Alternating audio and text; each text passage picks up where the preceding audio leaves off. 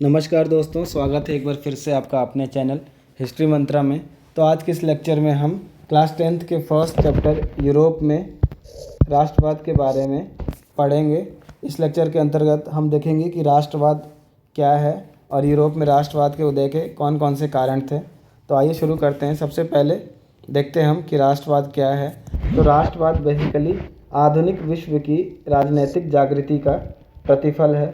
तो 18वीं 19वीं शताब्दी में यूरोप में कुछ ऐसी घटनाएं घटित हुई जिसने वहाँ के लोगों में राजनीतिक जागृति पैदा की, राजनीतिक चेतना पैदा किया, जिसने वहाँ के जो तत्कालीन व्यवस्था थी उसके खिलाफ आवाज़ उठाया और वहाँ पर एक राष्ट्रवाद की लहर दौड़ गई। तो राष्ट्रवाद का डेफिनेशन देख लेते हैं।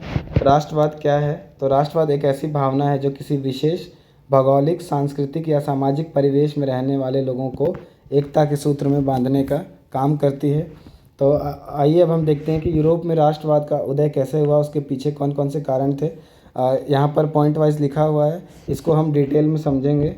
सबसे पहला है पुनर्जागरण काल, सेकंड फ्रांसीसी क्रांति, थर्ड नेपोलियन का युद्ध अभियान, फोर्थ 1815 का वियना कांग्रेस और पांचवा है 1830 से 48 के बीच जो पूरे यूरोप में क्रांतियों का दौर रहा, उसका भी एक बहुत बड़ा योगदान था वहाँ पर राष्ट्रवाद की भावना को जागृत करने का लोगों में।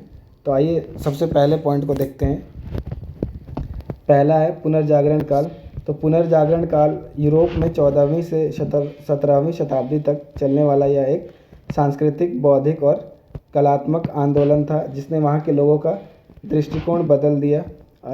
इसने पुनर्जागरण काल ने एक सांस्कृतिक, वैचारिक, राजनीतिक आधार प्रदान किया जिसने राष्ट्रवाद की भावना को जन्म दिया। तो पुनर्जागरण काल 14वीं से 17वीं शताब्दी के बीच यूरोप में चलने वाला यह एक सांस्कृतिक, बौद्धिक और कलात्मक आंदोलन था। सांस्कृतिक, बौद्धिक और कलात्मक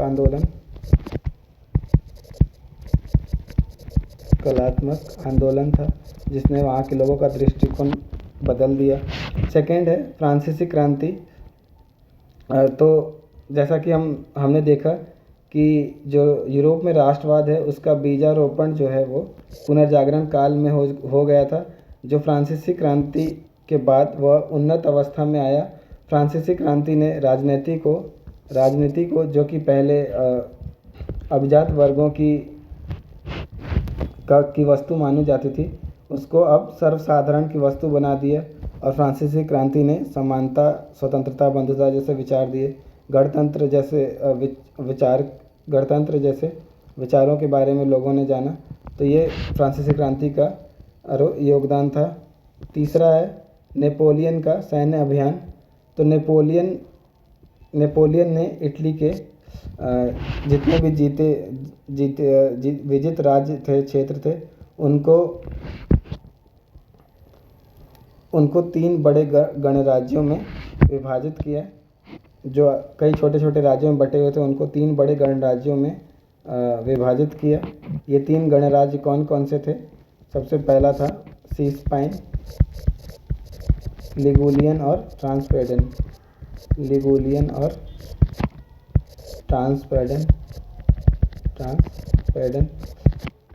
नेपोलियन ने इन तीनों गणराज्यों में एक जैसी शासन व्यवस्था लागू की, एक जैसी नीतियों को लागू कराया और यहाँ पर सामंतवादी व्यवस्था को समाप्त किया उसने, और जो व्यापार में जो बाधाएं आ रही थी उसको समाप्त किया।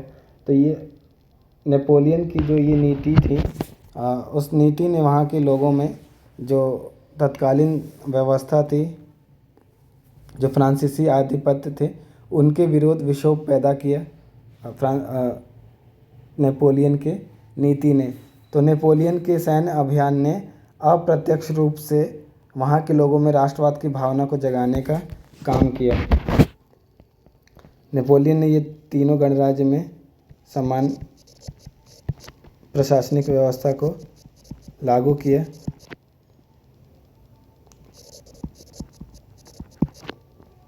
उसने यहाँ पर यातायात की जो व्यवस्था थी उसमें सुधार किए। यातायात में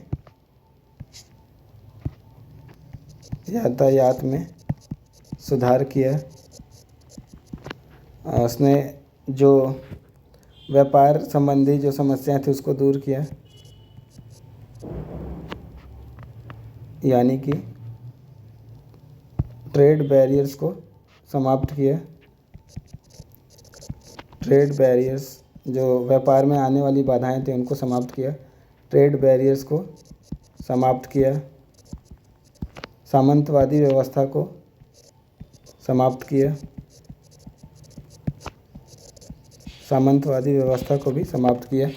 तो नेपोलियन की ये सब नीतियों की वजह से वहाँ के जो लोग थे उन्होंने फ्रांसीसी आधिपत्य के विरुद्ध विक्षोभ पैदा करने का काम किया वहाँ के लोगों में। चौथा है 1815 का वियना कांग्रेस। 1814 में नेपोलियन का पतन हो जाता है और फिर 1815 में जो यूरोप के विजित राज्य होते हैं उनकी एक सम्मेलन बुलाई जाती है जिसको हम वियना सम्मेलन या वियना कांग्रेस के नाम से जानते हैं।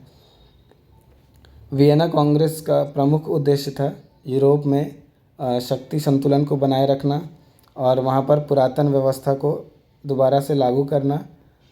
और वियना कांग्रेस के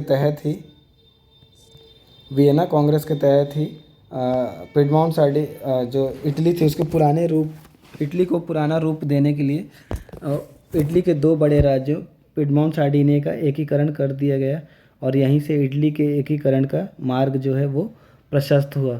तो वियना कांग्रेस का उद्देश्य क्या था? वियना कांग्रेस का उद्देश्य था सबसे पहले यूरोप में शक्ति संतुलन को बनाए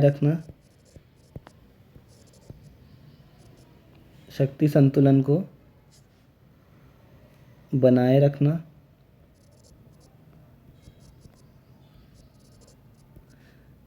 सेकंड, यूरोप में पुरातन व्यवस्था को लागू करना। और थर्ड, वियना कांग्रेस के तहत ही पिडमोंट सार्डिनिया का एकीकरण कर दिया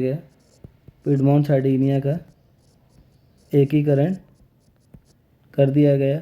और यहीं से इटली के एकीकरण का मार्ग जो है वो प्रशस्त हुआ।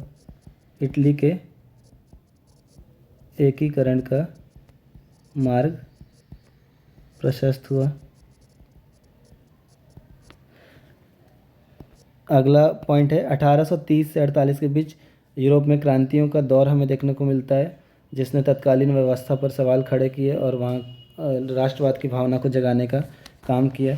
तो ये दोनों क्रांति के बारे में, जुलाई 1830 की क्रांति और 1848 की क्रांति के बारे में हम डिटेल में पढ़ेंगे। तो आइए सबसे पहले हम देखते हैं जुलाई 1830 की क्रांति। तो इसकी जो नींव रखी गई थी वो वियना सम्मेलन में ही इसकी नींव रखी गई थी। जैसा कि अभी हमने ऊपर देखा कि 1815 में वियना कांग्रेस बुलाया गया था जिसका उद्देश्य था वहाँ पर पुरातन व्यवस्था को दोबारा से लागू करना, जिसके लिए फ्रांस में लुई 18वें को शासक बनाया गया। फ्रांस में लुई 18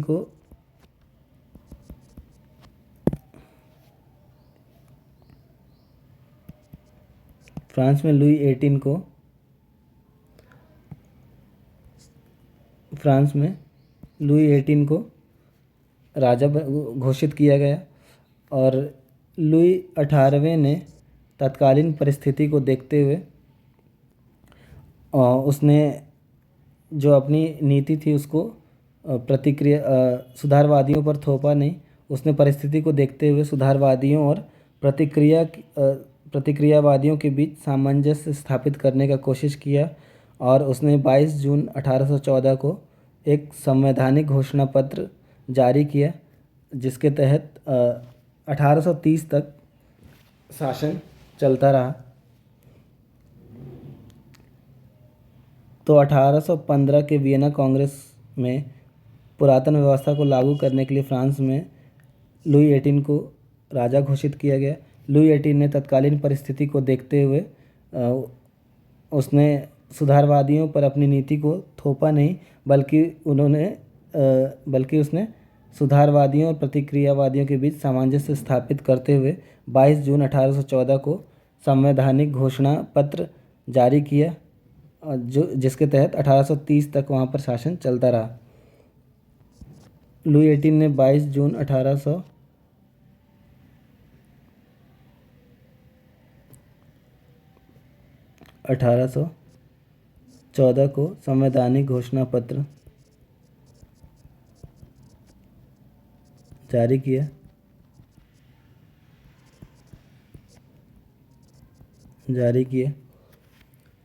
और यह संवैधानिक घोषणा पत्र के तहत 1830 तक वहाँ पर शासन चलता रहा।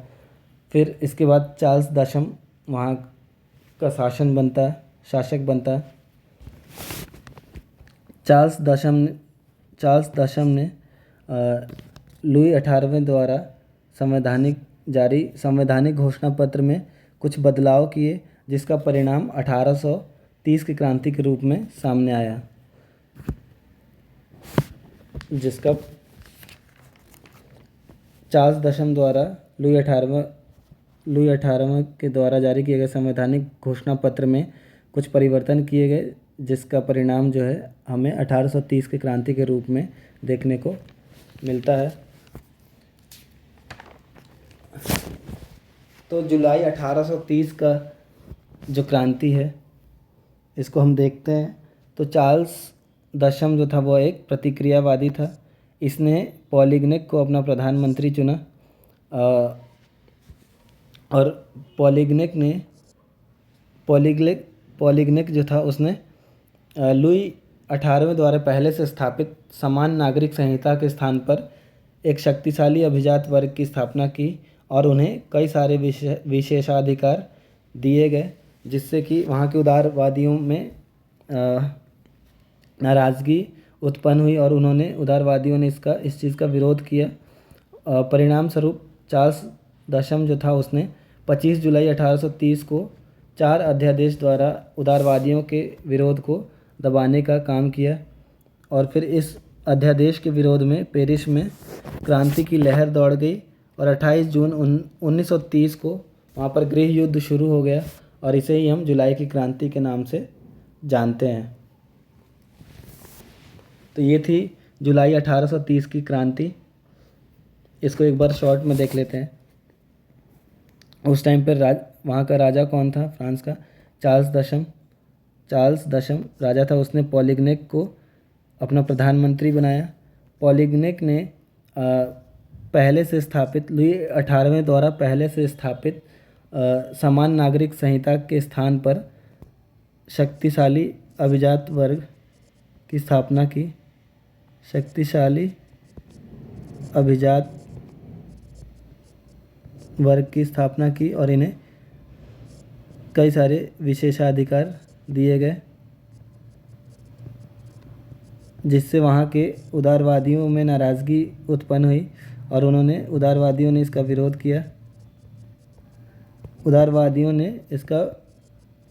किया। बदले में परिणाम स्वरूप जो चार्ल्स दशम था उसने उदारवादियों के विरोध प्रदर्शन को दबाने के लिए 4 अध्यादेश जारी किए। चार्ल्स दशम ने विरोध को दबाने के लिए 4 अध्यादेश जारी किए। इस अध्यादेश के विरोध में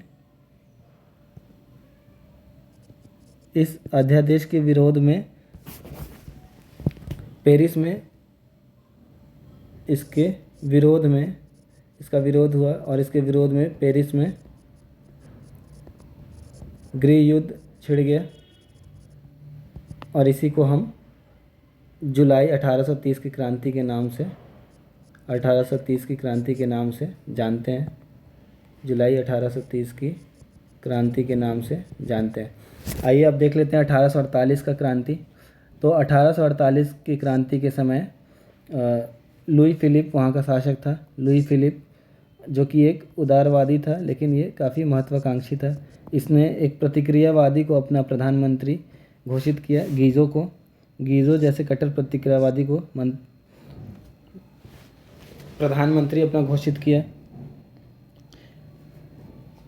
गीजो गीजो एक प्रतिक्रियावादी था। वो किसी भी तरीके के वैधानिक, सामाजिक और आर्थिक सुधारों के विरुद्ध था।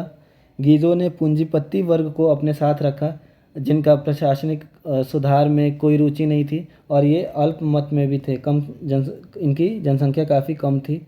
गीजो के शासनकाल के दौरान हमें भूखमरी और बेरोजगारी जैसी समस्या भी देखने को मिलती है, और साथ ही साथ उसका जो विदेश नीति था वो भी उतना सफल नहीं था। उसकी विदेश नीति भी असफल रही थी।